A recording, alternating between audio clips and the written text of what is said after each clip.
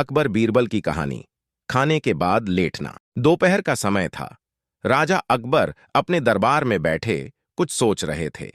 अचानक उन्हें बीरबल की कही हुई एक बात याद आई।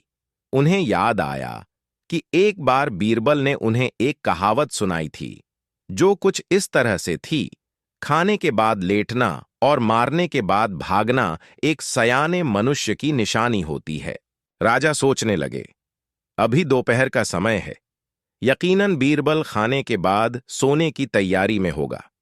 चलो आज उसकी बात को गलत साबित किया जाए। यह सोचकर उन्होंने एक सेवक को आदेश दिया कि इसी वक्त बीरबल को दरबार में उपस्थित होने का संदेश दिया जाए।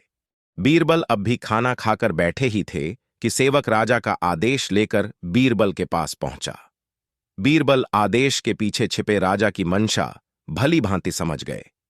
उन्होंने सेवक से कहा, तुम थोड़ी देर रुको, मैं कपड़े बदल कर तुम्हारे साथ ही चलता हूं।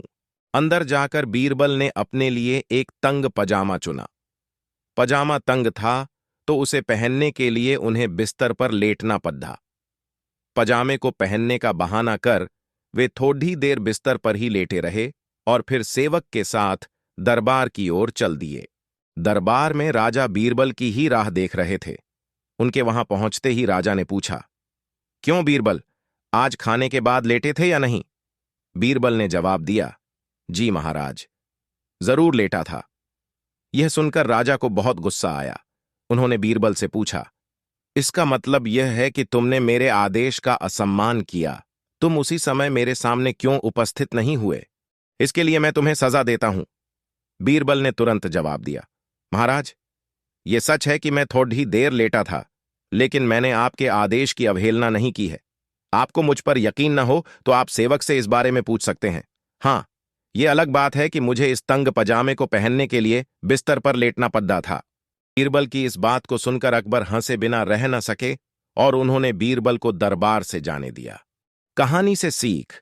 इस कहानी से हमें यह सीखने को मिलता है कि परिस्थिति को भांपते हुए हमारे द्वारा उठाया गया एक कदम हमें अनेक मुसीबतों से बचा सकता है। ऐसे और कहानी के मजेदार वीडियो देखने के लिए हमारी चैनल को लाइक करो, शेयर करो, सब्सक्राइब करो और फॉलो करो।